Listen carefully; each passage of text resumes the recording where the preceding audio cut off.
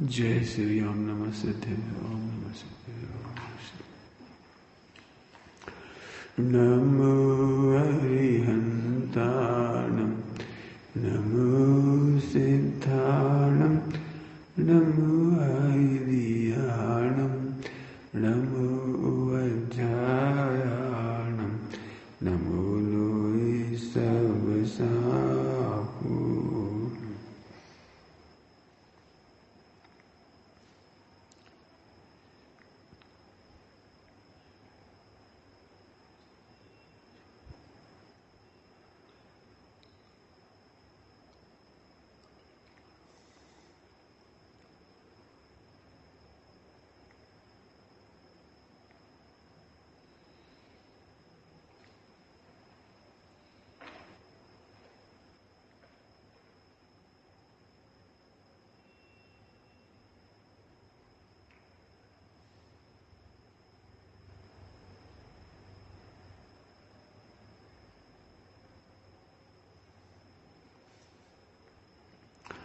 एष सुरासुरमणुषिन्द वन्दितं दौर्घायिकं नमलं प्रणमामि वर्धमानं तीर्थं धम्मस्य कर्तारम्।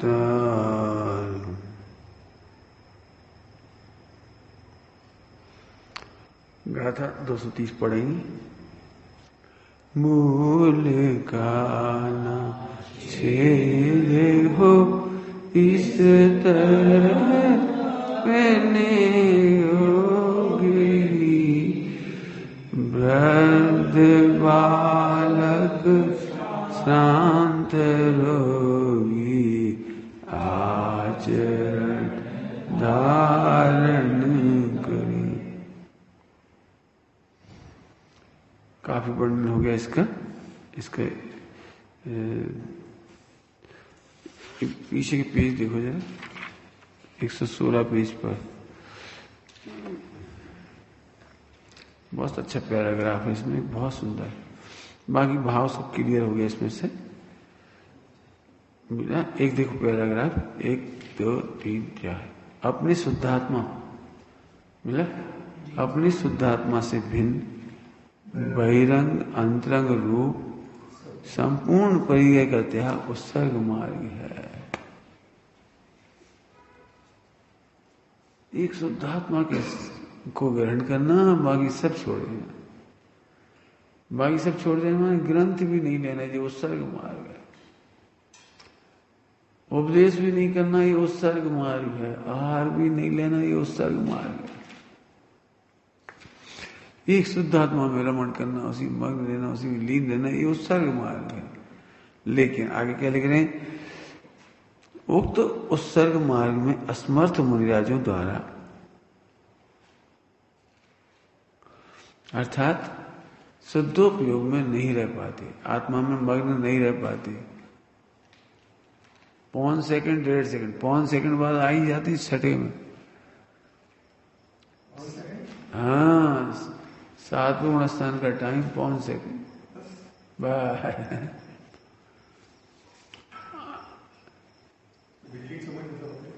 समझ लो, चौथे गुण स्थान का समय है 1/4 सेकंड, पंचम गुण स्थान में आधा सेकंड, दिगंबर महाराज का 1/4 सेकंड। वापस छठे गुण स्थान में 1.5 सेकंड के लिए आएंगे। छठे गुण स्थान का काल 7वें गुण स्थान से डबल है, इसलिए गुरुदेव कहते हैं 1/4 सेकंड 1.5 सेकंड का झूला झूलते छठे 7वें गुण स्थान में। इससे ज्यादा हुआ तो फिर 8वें गुण स्थान में चढ़ जाएंगे। इसमें एक बात है, इसमें बहुत जोरदार बात है जो अपने को आनंद देगी। इसमें क्या आनंद देगी? 1/4 सेकंड। भैया 3 का 7 चौकड़िया भाव वाले महाराज भी 1/4 सेकंड स्थिर हो पाती है, वे भी छठे गुण स्थान में आ जाती है। और तुम क्या चाहती हो? अभी हमारा उपयोग नहीं लगता, स्थिरता नहीं आती, ध्यान नहीं लगता।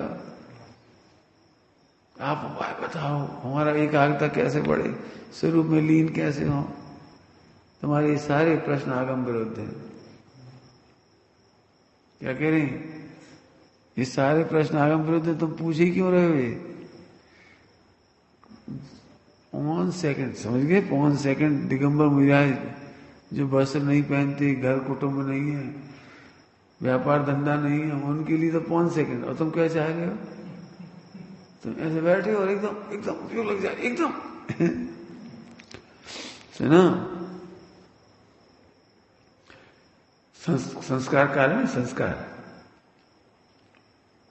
यदि सम्यक दृष्टि है तो 15 दिन के बाद, 15 दिन के बाद, पहले नहीं, एक अनुभूति से 15 दिन के बाद दूसरी अनुभूति होगी कम से कम, और अधिकतम होते 6 महीने में एक बार। 15 दिन के पहले हो जाए तो पंचगुण स्थान हो जाए, 15 दिन के बाद अनुभूति हो और 6 महीने के अंदर एक बार होना चाहिए उन्हें, तो फिर उनको टिकता है। अब सोचो जरा, तुम क्या चाहती हो? मिथ्या दृष्टि होकर उपयोग नहीं लगता, मेरा मन नहीं लगता, हमारे परीक्षा में मन नहीं लगता, पूजा में मन नहीं लगता, ध्यान में मन नहीं लगता। अरे रुक जाओ, नहीं लगेगा। मिथ्या दृष्टि का हाल ऐसा है जैसे नर्सरी का बच्चा स्कूल भेजा जाता है ना। कैसे जाता है नर्सरी का बच्चा? उसका बिल्कुल मन नहीं लगता उसका। यदि अपन सागर साइड की भाषा में बोले तो कांची बहुत में पेड़ दिया हो जैसे, तो बंद कर दिया हो सेल कर। ये भैया 7वीं 8वीं तक की याद है, छुट्टी होती थी तो सारे बच्चे हो भाव, जैसे जेल से छूट रहे बच्चे है ना, होता है। घंटी बजी छुट्टी की, सबसे निर्भय स्वर होता है वो। टीचर का भी डर नहीं लगता, वो खड़े तो खड़े रहो, तो चले बस्ता उठा के भाग जाते थे। माने वो नर्सरी में मन नहीं लगता, ऐसे मिथ्या दृष्टि का पूजा में मन नहीं लगता, पाठ में मन नहीं लगता, स्वाध्याय में मन नहीं लगता, त्याग तपस्या में मन नहीं लगता, फिर भी बैठो, धैर्य रखो। सम्यक दृष्टि भी होगी तो 6 महीने में एक बार अनुभूति होगी। इतना धैर्य रखो, पैसेंस। वो आज मेरा मन नहीं लगा, सब बेकार है, धर्म बेकार है, पूजा पाठ बेकार है, क्या फायदा, अभी तक परिणाम सुधरे ही नहीं। एक धैर्य रखो, सुन रहे हो? धैर्य रखो, पैसेंस रखना पड़ेगा। चौथे गुण स्थान में 15 दिन के बाद 6 महीने के अंदर अंदर अनुभूति होगी। धैर्य रखो। पंचम गुण स्थान हो तो अंतर्मूर्त के बाद, अंतर्मूर्त के बाद और 15 दिन के अंदर अंदर अनुभूति होगी। अनेक संस्कार काल की तरफ से कैलकुलेशन है। हम इससे मुझे बहुत फायदा हुआ, टेंशन ही नहीं करते हम। सही बताऊं, उपयोग लगाने के लिए जाते ही नहीं है हम। वेरीफाई थोड़ी करते हैं आज उपयोग लगा नहीं लगा, मत लगने तो हमारा टाइम है, भगवान सामने बैठेंगे, बस बैठेंगे, हमें क्या दिक्कत है? मन लगे नहीं लगे हम स्वाध्याय करेंगे, उसमें क्या दिक्कत है? मन लगाने के लिए थोड़ी है। जंगल में जाएंगे हम, अपने टाइम से जाएंगे, बस खत्म। मन लगाने से क्या लेना? और सब वहां क्या करोगे? अरे करना ही कुछ नहीं है। क्यों? जंगल में क्या करना है? करना थोड़ी कुछ है, जो होगा उसे जानेंगे बस। टैली करने जाओगे तो दुखी होगे। क्यों? आज दिन उपयोग लगा नहीं लगा, अभी डिप्रेशन में जाओ, अरे उपयोग लगाना किसको है? तो वे क्या करते हैं? सुबह की भाषा में बोलो, औदिक भाव को भिन्न जानते हैं, बस। ध्रुव तो ध्रुव ही है, औदिक भाव को भिन्न जानते हैं। समझ में आ रहा है? अभी समझ में नहीं आया, दृष्टांत दे रहे। ये औदिक भाव क्या चीज, थोड़ा बताया था दृष्टांत, अभी नया दृष्टांत देके समझा रही। बोलो भाई, 1 करोड़ का हीरा काली पॉलीथिन में दें तो लोगे कि सफेद पॉलीथिन में दें तो लोगे? फ्री में दे रहे हैं, बोलो। किसी में भी दे दें, काली पॉलीथिन में भी, बोलो। अच्छा, 1 करोड़ का हीरा तुम्हें फ्री में देंगे, लेकिन गर्म पानी में रख के देंगे, ठंडे पानी में, बोलो। अरे गर्म पानी ठंडे पानी में अंतर नहीं है। हमें तो हीरा दिख रहा है भिन्न, ध्रुव भिन्न दिख रहा है, पॉलीथिन से भिन्न हीरा दिख रहा है। पॉलीथिन का अंतर नहीं दिख रहा है आपको, गर्म ठंडे पानी नहीं दिख रहा, हमें तो हीरा दिख रहा है। किसके बल पे ले रहे, बोलो। चलो तीसरा दृष्टांत, हम 1 करोड़ का हीरा तुम्हें गाली दे के देंगे और प्रशंसा करके देंगे, कौन सी कंडीशन में लेना पसंद करोगे? अच्छा, इसका नाम है ध्रुव दृष्टि। अब हमें गाली भी नहीं दिख रही, प्रशंसा भी नहीं दिख रही, बोलो। हम तुम्हें 1 करोड़ का हीरा देंगे, एक शर्त है, 1 करोड़ गाली के साथ देंगे तो फ्री में देंगे, और प्रशंसा के साथ 1 करोड़ में देंगे। अब कौन सा लेना पसंद करोगे, बोलो। ये ध्रुव दृष्टि। उस हीरे में गालियों का प्रवेश कहां है? यदि आप 1 करोड़ गाली दे, हमें क्या करना? समझ गए? इतने एग्जाम्पल दिए, इसको कहते हैं औदिक भाव से भिन्न हमें ध्रुव दिखाई दे रहा है। जंगल में क्या के लिए गए? ध्रुव तो सुरक्षित है।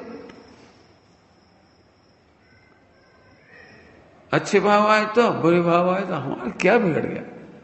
बहुत कुछ कह रहा हूं, इस साधना थोड़ी समझना कठिन पड़ती है लोगों को। क्यों? ऐसे बैठना अच्छा लगता है, माला फेरना अच्छा लगता है, बढ़िया चिंतन करना अच्छा लगता है, और हम क्या कुछ चिंतन नहीं करो तो? अभी तुम्हें यही लग रहा है जंगल में अपन करते क्या है? कुछ नहीं करते, होते हुए को जानते हैं बस, और क्या करते हैं? समझ गए? यदि जंगल में कोई उपलब्धि लेने जाओगे ना तो नहीं जा पाओगे, कंटाल जाओगे, बोर हो जाओगे। जाते हैं बस, अच्छा लगता है। हाँ, पाप नहीं करते, झूठ नहीं बोलते, चोरी नहीं करते, क्रोध नहीं करते, माया लोभ नहीं करते, हिंसा नहीं करते, मस्त रहते हैं वहां बैठ के। मेरी राजों की याद आती है, मुझे आज यहाँ पे तपस्या करते होंगे, भक्ति हो गई।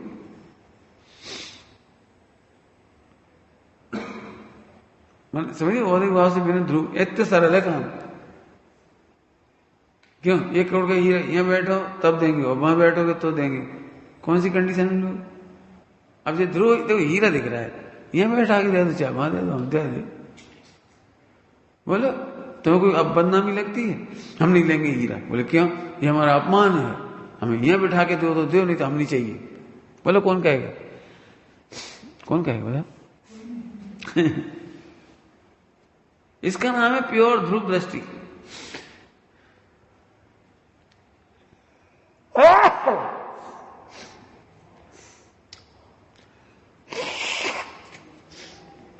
इसका नाम है ध्रुव दृष्टि।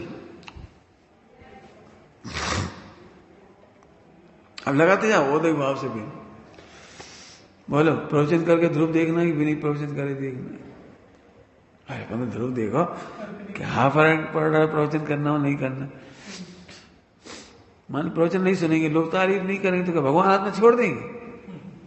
ध्रुव छोड़ देंगे? भगवान बनने का मार्ग छोड़ देंगे? हम तो नहीं छोड़ेंगे। करो निंदा, तुम्हें करना है, जय निंदा करो, कोई बुरा कहो या अच्छा कहो, ध्रुव दिख रहा है। ध्रुव समझ गए? ऐसी बढ़िया बात है। तो अपने शुद्ध आत्मा को अनुभव करने वाले, बाकी सबका त्यागी, अब क्या कह रहे हैं, लेकिन उस सर्ग मार्ग में असमर्थ मुनिराजों द्वारा शुद्धात्मा की भावना के सहकारी कारणभूत, भावना माने अनुभव, भावना माने अनुभव, शुद्धात्मा का अनुभव, सहकारी कारणभूत, सहकारी कारणभूत, सहकारी सहयोगी, सहयोगी थोड़ा सहयोगी मतलब सहकारी सहयोगी की बात है।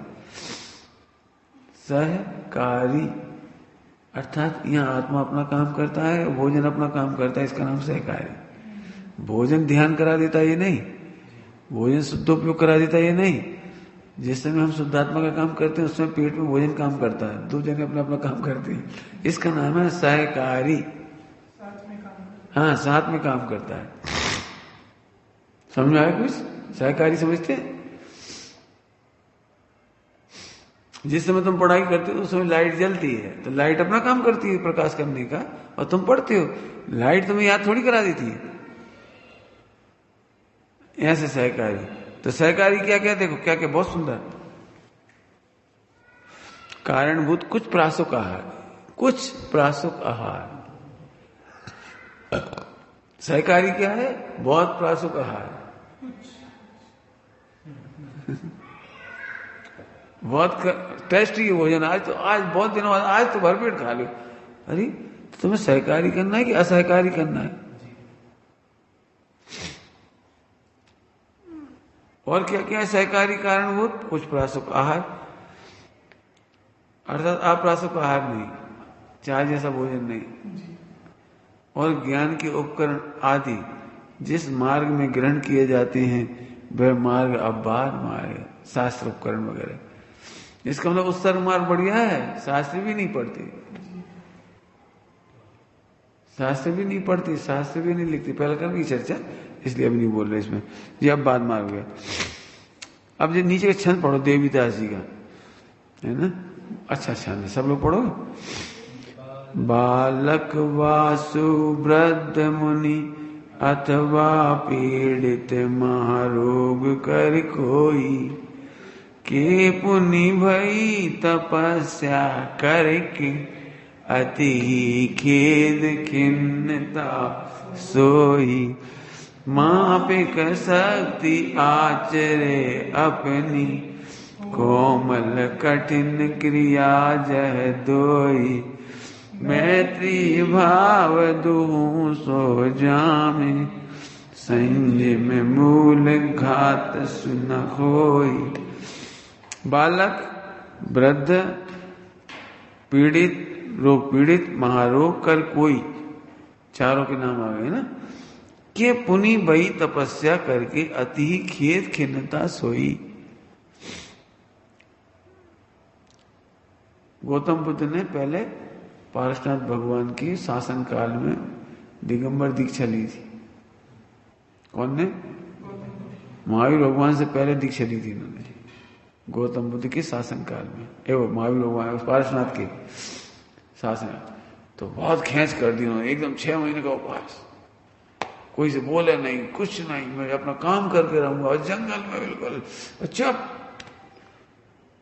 और कुछ हुआ ही नहीं,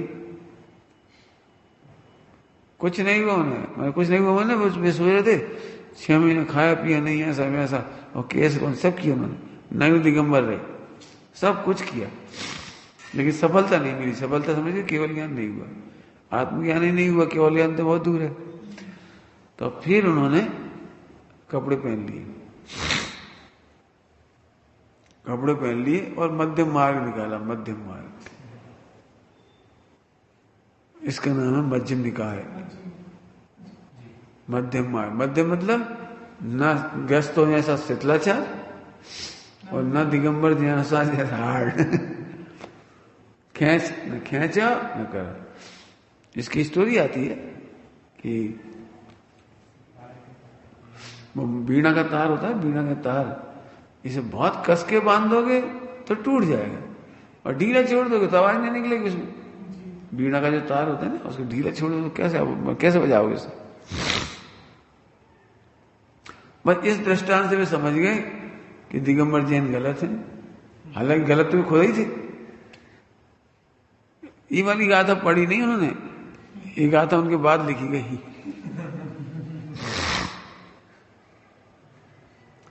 क्या कह रहे हैं देखो, तपस्या करके अति ही खेद खिन्नता सोई, बहुत खेद हो जाता है, भूख प्यास लगती है, आंखें फिर जाती हैं, पित्त भड़कने लगता है, घबराहट हो जाती है, मन नहीं लगता पढ़ने लिखने में, अति तपस्या करके, खें स्नान करके, अति तपस्या माने खें स्नान करके तो खेद खिन्न हो जाती है। तो फिर क्या लिख रहे हैं, माफिक शक्ति आचरे अपनी कोमल कठिन क्रिया जय दोई, दोनों क्रियाओं के बीच में कभी कोमल करें कभी कठिन करें। कोमल कठिन समझ गए, जितना निभे उतना करो। एक बहुत अच्छी भाषा है, कीजिए शक्ति प्रमाण और शक्ति नहीं हो तो श्रद्धा धरे। कीजिए शक्ति प्रमाण और शक्ति नहीं हो तो श्रद्धा धरे। जो चर्चा चली थी कल या शाम को, शक्ति नहीं तो शक्ति बढ़ाओ, वो चर्चा अपन ने कर ली। ठीक है, मैत्री भाव दूह सो जामे, संयम मूल घात सु न होई।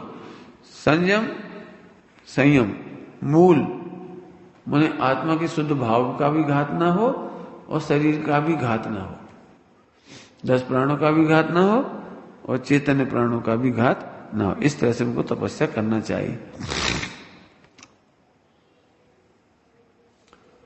बाकी ये भी है सरल है, ये फिर एक छंद और भी ढेर सारी, बाकी ये सब चर्चा अपन ने लगभग कर ली। ठीक है, अब 231 नंबर की गाथा ले ले, 231 नंबर, बाकी सब प्रकरण अपन ने समझ लिया। पेज नंबर 121, बस अब ये अंतिम गाथा है। इसके बाद की गाथाएं पहले चला चुके, पूरा चल चुका है, बस ये रह गया था आचरण प्रज्ञापन, तो आज पूरा होगा ये। श्रमण श्रम क्षमताओपधि लख देश एवं काल को जान कर बर्तन करें तो अल्पलेपी जानी। श्रमण श्रम क्षमता उपधि लख, देश एवं काल को देखकर जानकर बर्तन करें तो अल्पलेपी जानिए।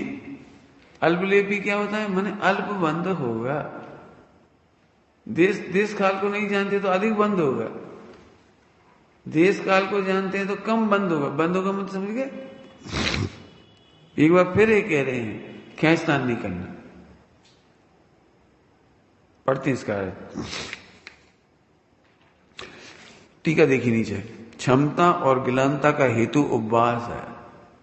क्षमता और गिलानता का हेतु उपवास है, और बालकत्व और वृद्धत्व का अधिष्ठान शरीर रूप उपाधि है। माने बालकपना और वृद्धपना शरीर में होती है।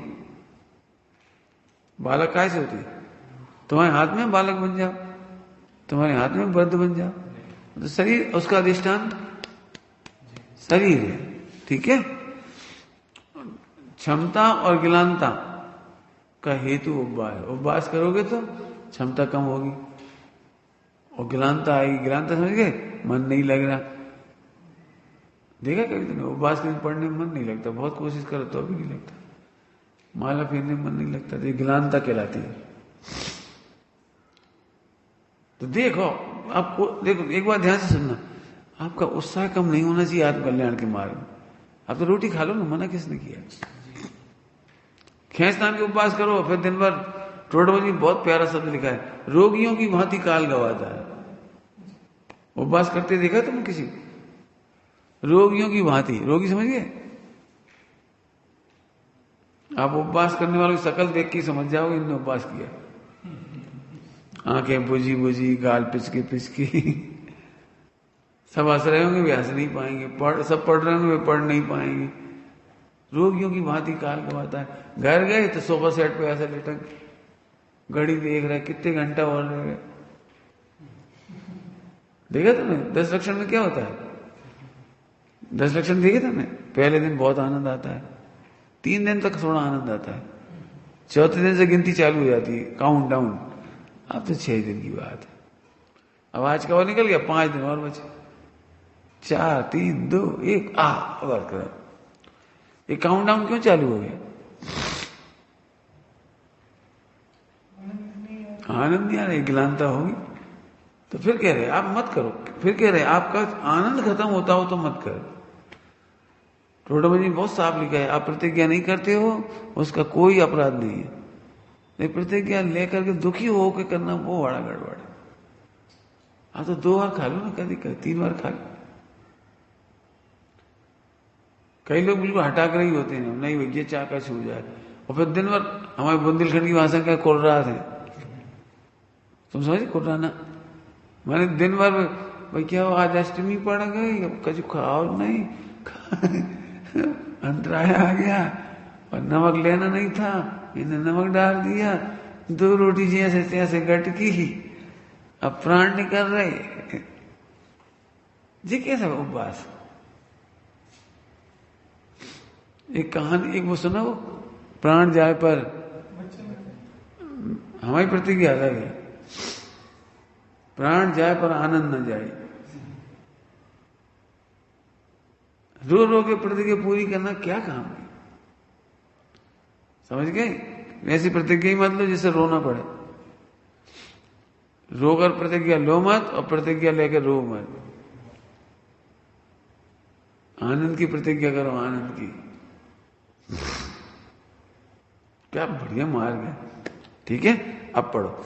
और क्या, इसलिए यहां टीका में बाल, वृद्ध, श्रांत और गिलान ही लिए गए।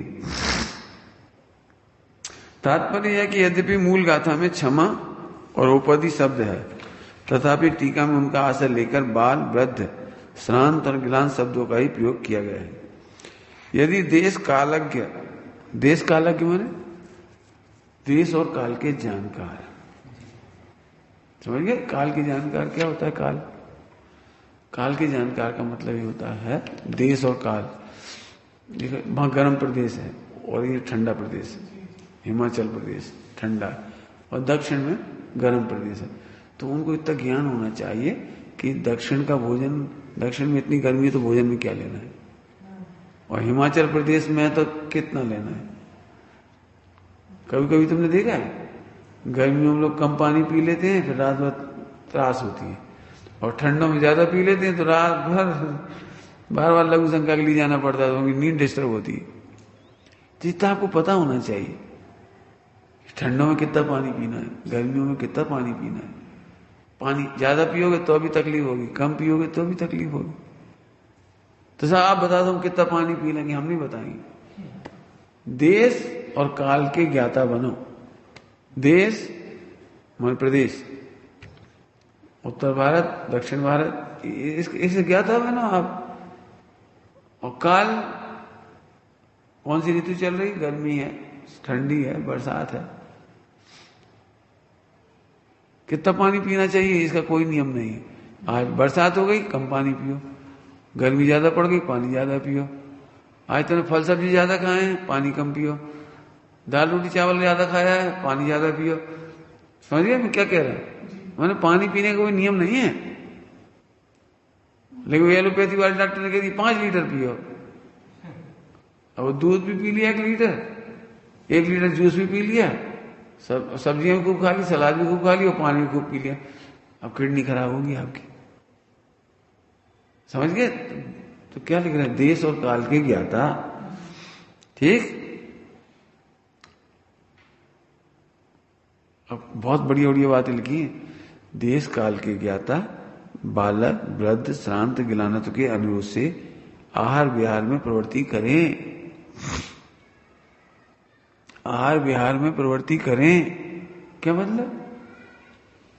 बाल मुनिराज हो, युवा मुनिराज हो, तो उनको 45 साल तक बादाम नहीं देते। अब 60-70 साल की उम्र में बादाम का पानी देती, बादाम की चटनी देते हैं, काली मिर्ची की चटनी देते हैं, उनकी आंखें अच्छी बनी रहे, दिमाग में ताजगी बनी रहे। ऐसे चर्चा बहुत हो जाएगी। अब माने आहार की पूरी चर्चा होगी इसमें। जो मुझे ज्यादा लिख रहे हैं उन्हें रस आहार ज्यादा देंगे, गला बैठ रहा हो तो घी काली मिर्ची पूरा देंगे, गर्मी बहुत पड़ रही है तो धनिया का पानी देंगे, पेट में सफाई नहीं हो रही है तो आंवले का पानी देंगे। ये तो गृहस्थ जानकार होना चाहिए। हाँ यही तो, और लेने वाले भी जानकार होने चाहिए, देने वाले को भी जानकार होना चाहिए और लेने वाले को भी जानकार होना चाहिए। से मना कर सकते हैं? हाँ मना कर सकते हैं, नहीं लेना, तो ये दे दो, नहीं ये नहीं कहेंगे, लेंगे नहीं बस। जैसे गर्मी के दिन है, गर्मी के दिन है, अब गड़बड़ क्या होती पता है, जब काजू भी तल ली, गर्मी के दिन है, और मूंगफली भी तल ली, और फिर मूंगफली कूट के आगे वो भी बना दी, क्या बर्फी, और उसी की चटनी भी बना दी, चटनी में डाल के। अब बताओ गर्मी के दिनों में तुम इतनी चीजें दे रहे हो, ड्राई फ्रूट का क्या होगा उनका पता है तुम्हें कुछ? अच्छा अब वो टेस्टी तो लगती है, ताजी बनी हो तो, ताजी बनी हो तो टेस्टी लगती है हर चीज। अब वो ले ली उन्होंने, अब पूरे 24 घंटा परेशान होंगे, पेट खराब हो जाएगा, गैस बन जाएगी, सिर भारी हो जाएगा, पर सामूहिक मन नहीं लगेगा, सारा काम बिगड़ गया। इसलिए देश काल की ज्ञाता होना चाहिए। अब देश काल की ज्ञाता मुनिराज को मुनिराज के हिसाब से आचरण कराएंगे, बादाम मत खाओ, ये मतलब बहुत पढ़ने वाले हैं उनके लिए भोजन अलग होगा, सिखाया जाता है ये सब, कौन को कैसा आहार लेना है। अब जैसे तो अपन सब एक साथ रह रहे तो सबका भोजन एक साथ थोड़ी है, हम किसी को कह रहे तुम ऐसा ले, उनसे कहे ऐसा ले, तुम ये मत ले, क्यों? सबका अलग अलग है। अब जी कोई पक्षपात नहीं है, इनको ऐसा क्यों हमको क्यों, सबकी अलग अलग तरीका है, ऐसे यहां बताते हैं। देश काल के ज्ञाता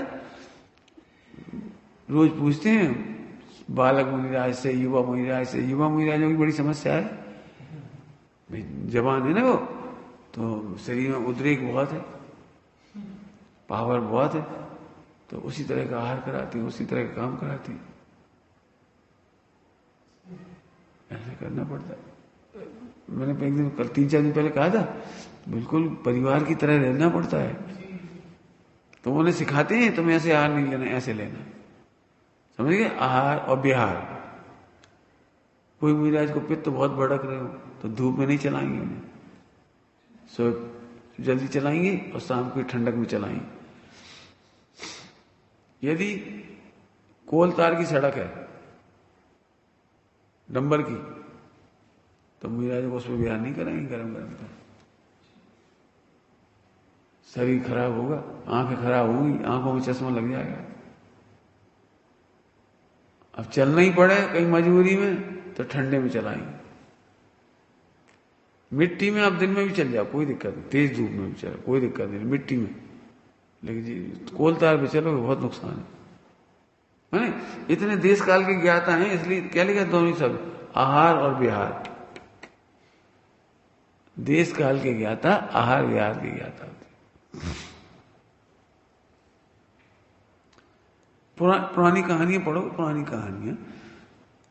एक आदमी ससुराल गया, ससुराल जाते समय पूरी रास्ता वो इमली के पेड़ के नीचे सोता हुआ गया। सोता हुआ गया मतलब जब भी आराम करता था इमली के पेड़ के नीचे आराम करता था। 2, 4 से 10 दिन लग गए ससुराल पहुंचने में, और पैदल चलते थे जंगलों में और पेड़ के नीचे सो जाते थे और चले गए। तो वह ससुराल पहुंचते पहुंचते बीमार हो गए, बीमार हो गए तो वैद्य को बुलाया, हमारे जमाई बीमार है, क्या बात देखो। तो उन्होंने देखा, बोले क्यों, तुम आते समय कहाँ सोए थे, इमली के पेड़ के नीचे की? हाँ। तो बोले अब कोई इलाज की जरूरत नहीं है, अब तुम घर जाओ, तो नीम के पेड़ के नीचे सोते हुए जाना।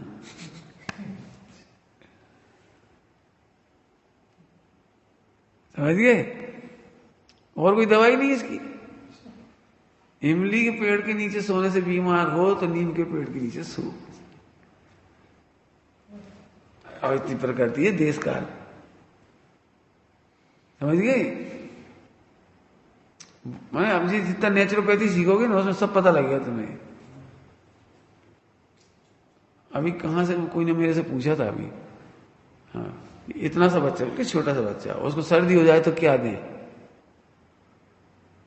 इतना सा बच्चा और सर्दी हो जाए तो क्या देंगे उसे? गुंजन कराओगे उसे? नेति कराओगे कि नहीं? तो वो पूछना, तो मैंने जैसे उन्होंने पूछा, मैंने उसे कुछ मत कराना, उसे कुछ मत दवाई देना, इसकी मम्मी का आहार सुधारो। यदि इसकी मम्मी ने मूली के पराठे खा लिए तो इस बच्चे को गैस बनेगी। ले, मूली के पराठे उसने खाए और तकलीफ इसको।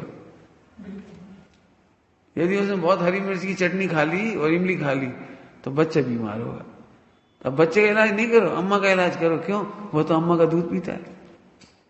अब जी बात है, एलोपैथी वाले नहीं समझेंगे, पूछ के देख लेना। मैंने इतने से बच्चे में ठोक देंगे इंजेक्शन। हमें क्या भैया, बच्चे का इलाज नहीं करना, उसकी माँ का इलाज करना। आगे समझ आया? तो देश काल के ज्ञाता, क्या लिखा फिर आगे, आहार विहार में प्रवृत्ति करें तो मृदु आचरण में प्रवृत्त होने से, मृदु आचरण में प्रवृत्त होने से, समझ में आया कुछ? ये आपको तो देह से बड़ा मोह है, धूप में नहीं चल रहे हैं पैर जलने के डर से, तुम्हें बड़ा मोह है शरीर से। कहने का कोई बात नहीं, कहने का धूप में नहीं चल रहे, मृदु आचरण, समझिए? मृदु आचरण जानबूझ के गर्मी में थोड़ी चली आएंगी। और ऐसा बड़ी निर्मोही है मुनि राज, बड़ी निर्मोही, अरे ऐसे निर्मोही मत बनो, समझ गए? मृदु आचरण, उसे अल्प लेप होता ही है, लेप का सर्वथा अभाव नहीं होता, इसलिए उत्सर्ग मार्ग ही अच्छा है। उत्सर्ग मार्ग अच्छा में शुद्धोपयोग अच्छा है। लेकिन चल नहीं पड़े तो चलो अल्प लेप होगा, अधिक लेप नहीं होगा, मैंने अधिक बंध नहीं होगा। यदि देश काल के भी बाल वृद्धत्व शांत ग्लानत्व के अनुरोध से आहार व्यवहार में प्रवृत्ति करें तो उसे मृदु आचरण में प्रवृत्त होने से अल्पलेप ही होता है, अधिक लेप नहीं। इसलिए अबाध मार्ग ही अच्छा है। क्या कह रहे? दोनों लैंग्वेज तो सेम है, दोनों लैंग्वेज तो सेम लिखी। वहां कह रहे थे अबाध मार्ग अच्छा नहीं है अल्पलेप होने के कारण, यहां कह रहे अल्पलेप ही होता है इसलिए अच्छा है। अंतर समझ में क्या? पढ़ो।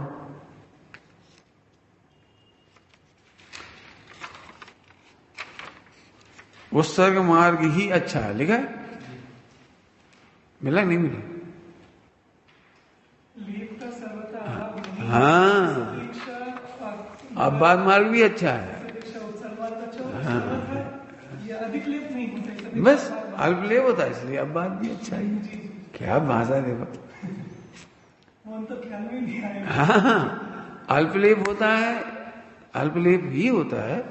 अरे तो अच्छा नहीं है, उत्सर्ग मार्ग अच्छा है, उसमें लेप ही नहीं होता। हाँ, लेप नहीं होता, और इसमें अल्पलेप ही होता है, कोई बात नहीं, अबाध मार्ग भी अच्छा है। अधिक नहीं होता, देखोगे ना, अबाध मार्ग ही अच्छा है।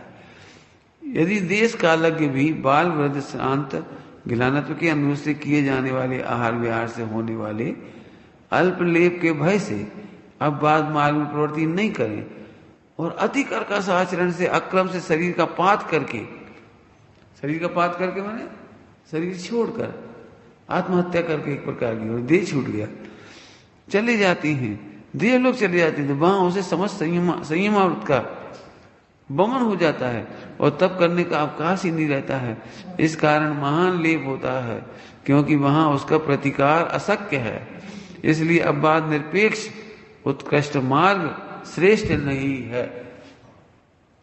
उत्सर्ग अपवाद निरपेक्ष उत्सर्ग मार्ग श्रेष्ठ नहीं है। क्या? अपवाद निरपेक्ष उत्सर्ग मार्ग श्रेष्ठ नहीं है। माने जरूरत पड़े तो अपवाद में भी जाओ, हटाग्रह मत करो, ग्रंथ पढ़ो, उपयोग नहीं लगता है तो एक आसन करो, भोजन ले लो, कोई बात नहीं, अपवाद मार्ग में चले जाओ, लेकिन देह छोड़ने का उपाय मत करो। 2-3 दिन पहले कहा था, इन गाथाओं का मर्म नहीं समझते अभी भी। बड़े बड़े तप ले लेते, 1 महीने का उपवास, 15 दिन का उपवास, अष्टांगा का उपास, 10 लक्षण का उपास, और शरीर ऐसा हो रहा है। और देह छूटने पर भी जय हो जय हो जय हो जय हो, बड़ी तपस्या, अरे भैया, और पब्लिक जय जयकार गुजा रही है। अभी खाना भी चाहे तो नहीं खा पाए।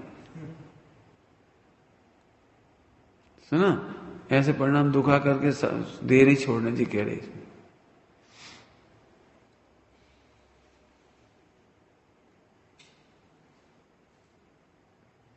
एक बात कहता हूं आपको, दिगंबर मुनिराज बिना आचार्य की आज्ञा के उपवास नहीं कर सकते।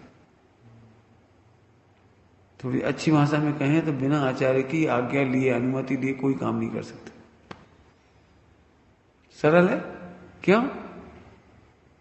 तुम अपनी मनमानी करोगे मोह के चक्कर में। ध्यान रखना, मोह मुनिराजों को भी नहीं छोड़ता।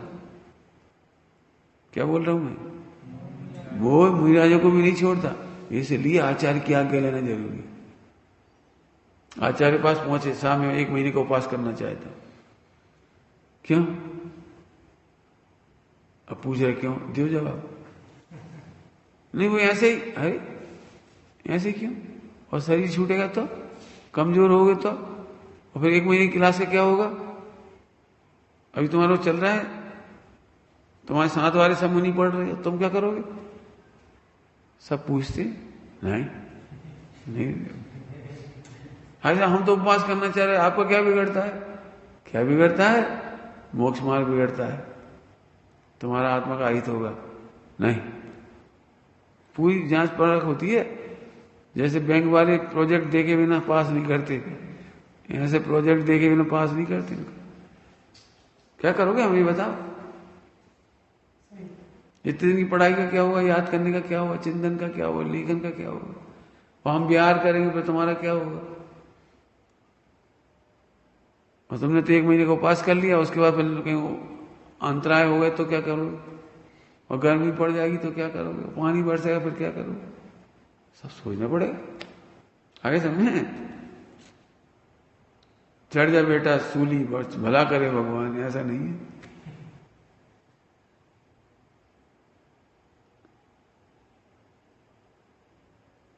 समझ गए? बिना गुरु की आज्ञा लिए हुए कोई ग्रंथ नहीं पढ़ सकते। हाँ, बिना पूछे आप ग्रंथ नहीं ले सकते, गुरु से आज्ञा लो। क्योंकि मोह है ना, मोह बड़ी गड़बड़ करता है। कुछ तो ही पढ़ते रहोगे, टाइम खराब करोगे। गुरु की आज्ञा के बिना नहीं पढ़ सकते आप। बहुत सुंदर मार्ग है ये, बहुत सुंदर मार्ग।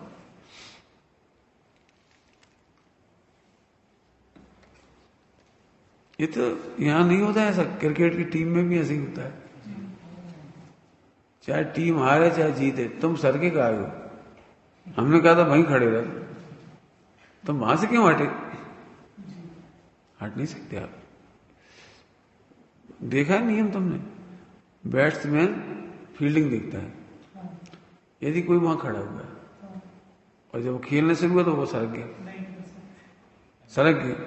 और कैच आउट कर दिया तो नॉट आउट दिया जाएगा उसे। आप बदल कैसे गए? समझिए क्या क्या समझा रहा हूं। क्रिकेट के गेम में भी आप बिना पूछे हट नहीं सकते। मनमर्जी नहीं है, कैप्टन कुछ कह रहा तुम कुछ कह रहे, इधर उधर नहीं।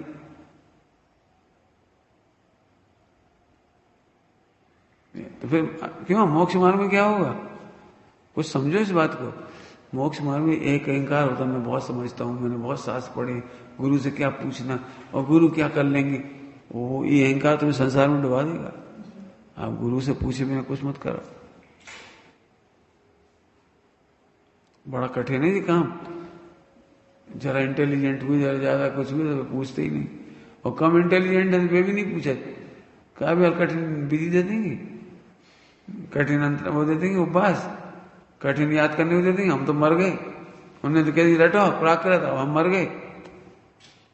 बड़ा कठिन है मोह को जीतना। हाँ, समझ में आया? इसलिए गुरुओं से पूछकर सारा काम करते हैं। देखो ठीक है। बाकी सब पढ़ लिया अपन ने ना, बहुत सुंदर है। इस तरह से सारा विषय हो गया। मैंने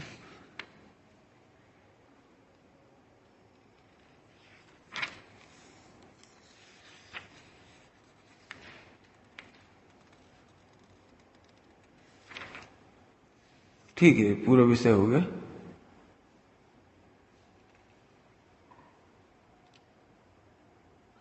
देख लेना, लगभग अब कुछ नहीं है इसमें और बताने के लिए।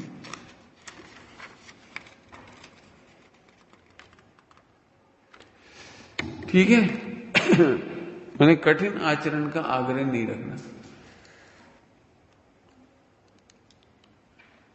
बहुत सरल बात है, जिससे आत्मा का आनंद हो वो काम करना। ध्यान रखना, इंद्रियों का आनंद नहीं, आत्मा का आनंद। क्या कह रहे? इंद्रियों का नहीं, वो तो स्वच्छंदता है, आत्मा का आनंद। पहली प्रतिज्ञा है आत्मा के आनंद करने की। पढ़ के करो तो पढ़ के करो, भक्ति करके करो तो भक्ति करो, माला पहन के करो तो माला करो, जो तुम्हें करना है, आनंद होना चाहिए। आनंद बहुत सरल है। शुरुआत में दृष्टांत दिया था, औधिक भाव से बेन हीरे वाला, हीरा चाहिए बस, खत्म। चाहे जैसे दे दो, हमें क्या करना। ऐसे पूजा करें तो ध्रुव देखो, भक्ति करें तो ध्रुव देखो, माला पहने तो ध्रुव देखो, कोई गाली दे तो अभी ध्रुव सुरक्षित है देखो, चलते जाओ उसी पैटर्न पे, कल्याण हो जाएगा। इस तरह से गाथा का प्रकरण अभी अपन ने लिया था। ओम नमः शिवाय।